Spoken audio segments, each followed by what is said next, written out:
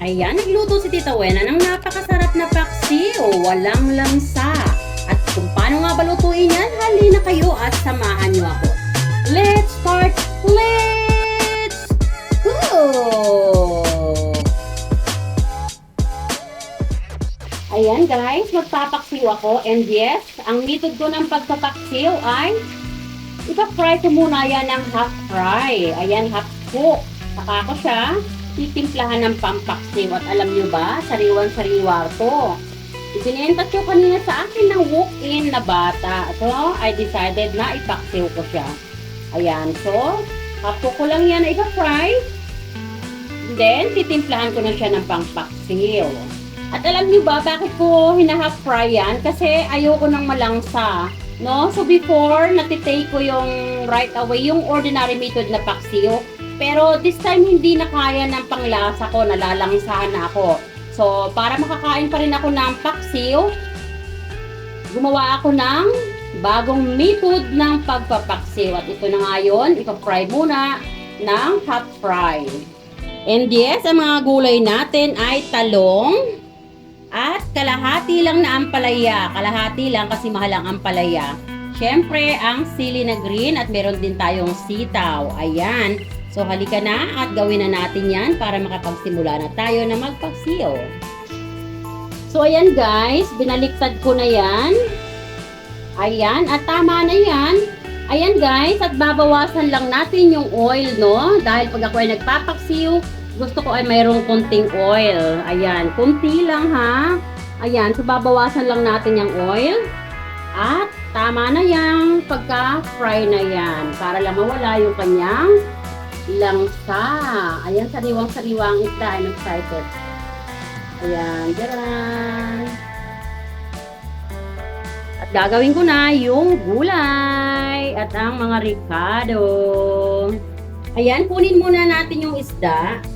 Siyempre, ilagay natin yan sa plate. Ayan. So, dadahan-dahanin lang natin dahil nga ito ay half cook lang. So, baka matanggal ang balat, no? Gusto nating i-serve ng presentable. Natanggal na yung balat, hindi na siya presentable. Ayan o, diba? Half cook lang guys, pero wala nang langsa yan.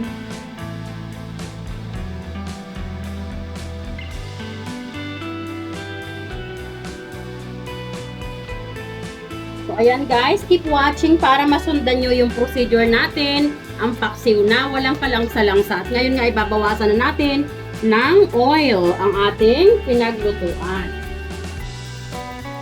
So ayan mga guys, ganito na lang kakunti ang oil na gagamitin natin, no?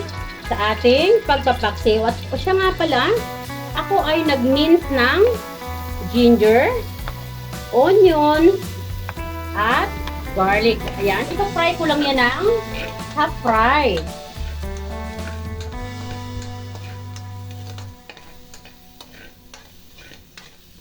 Ayan. And then, ngayon ay kukunin ko siya.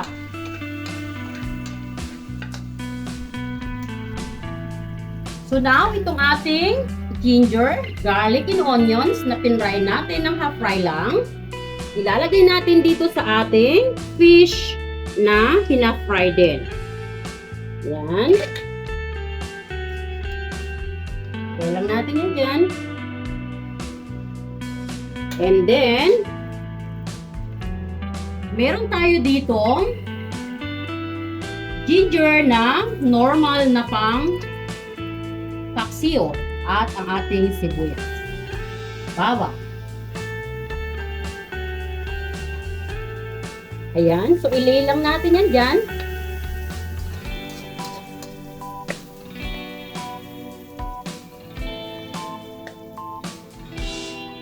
And then now, ay ilalagay ko na ang ating talong na hiniwa-hiwa ko lang ng ganyan.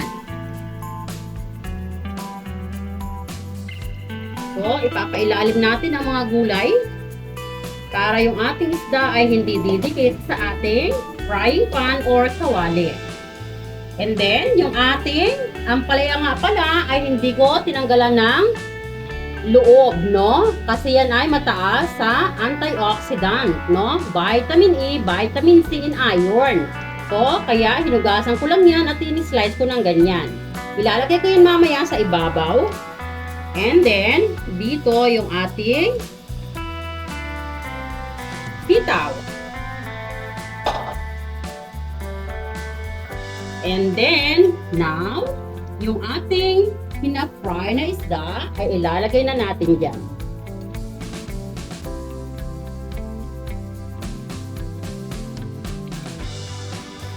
Alam nyo guys, gawin nyo to, sobrang sarap nito, no?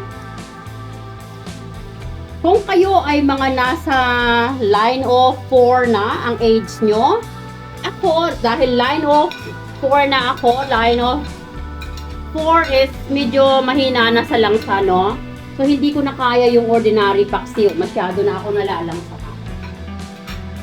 At pagkatapos nga natin ilagay dyan yung isda, lalagyan na natin yan ng durog na paminta. Kayo na lang ang mag-adjust ng durog na paminta.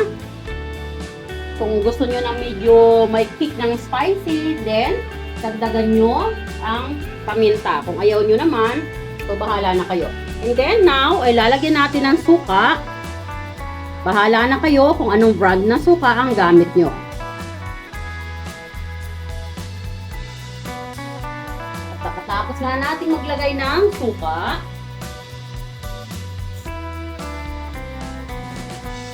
ayan.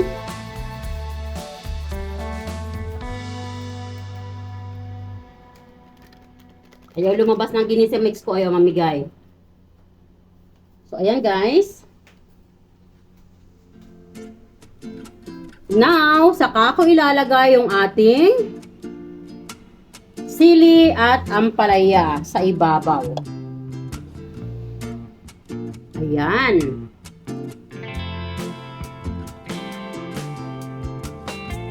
So, ayan ang itsura ng ating paksiw. And then, now ay ilagay na natin sa medium heat at tatakpan natin yan.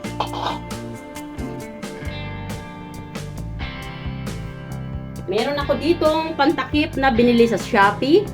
Ayan. So, takpan lang natin yan hanggang kumulo, no? Naka-medium heat siya. Hayaan natin siya na maluto dun sa suka na ating binilagay. Ayan, guys. At mamaya, ipakikita ko sa inyo kung gaano yan kasarap.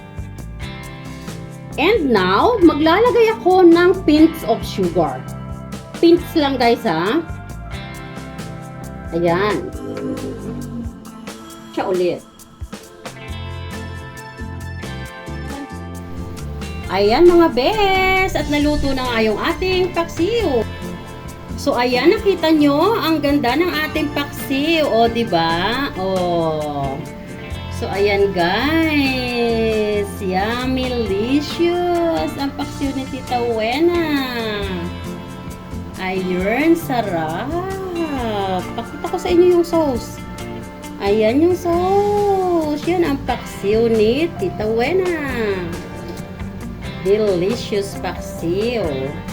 So, ayan guys. Tayo ay nakaluto na naman ng panibagong masarap na lutuin. And yes, sobrang sarap niyan guys. At yung gulay na nasa ilalim, sobrang malasas siya. You know why?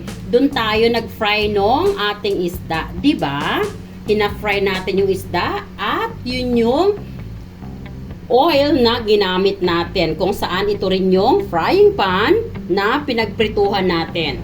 At doon natin inilay yung ating mga gulay. So guys, expect it. Napakasarap niyan. Grabe! So, ayan guys. So, sana ay may natutunan na naman kayo na panibagong method ng pagpapasarap ng paksiw. So, kung kayo nga ba ay katulad ko na nasa line of 40s na at ayaw na ng malangsa na ulam, may mga pamamaraan yan guys. Hindi ibig sabihin, hindi nyo na kaya yung langsa, hindi nyo nakakainin. Gumawa tayo ng pamamaraan para makain pa rin natin, maluto pa rin natin ang putahe na yon, katulad ni Tita Wena. At ito ang ating paksiw na method ni Tita Wena. Guys, look at that. Delicious. Wow. Ang sarap niyan guys, promise. At hanggang dito na lang. And Tita Wena always saying Happy Sunday. And God bless every one of you guys. Ayan. So ito ay panghapunan na namin. Oo. Ayan. Ang sarap niyan guys. Look at that.